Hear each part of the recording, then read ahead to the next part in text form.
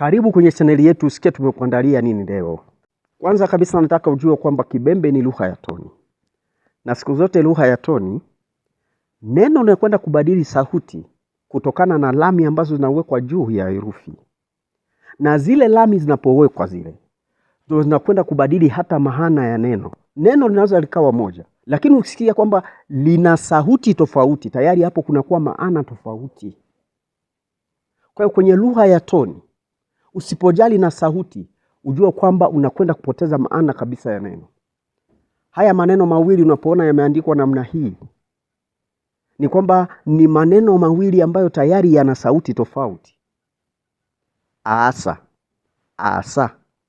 Umesikia hizi sauti mbili? Tayari kuna maana tofauti hapa. Sasa unapoandika kwa aina moja, ina maana kwamba utakwenda kupoteza maana ya neno moja.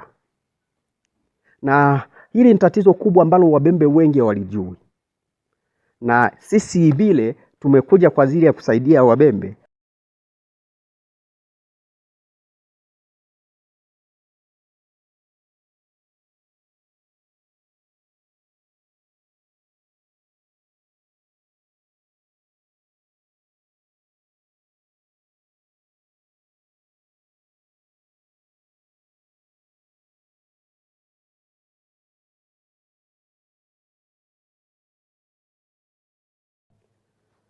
Kwanza kabisa, hebu ngoja tuone sauti asilia ya hizi herufi.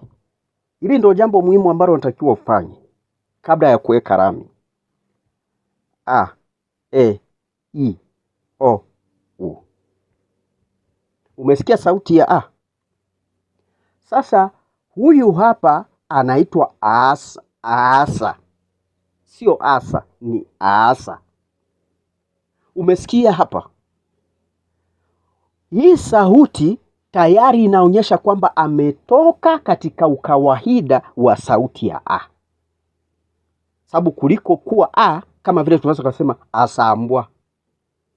Asambwa ni A, lakini yeye ni A, asa.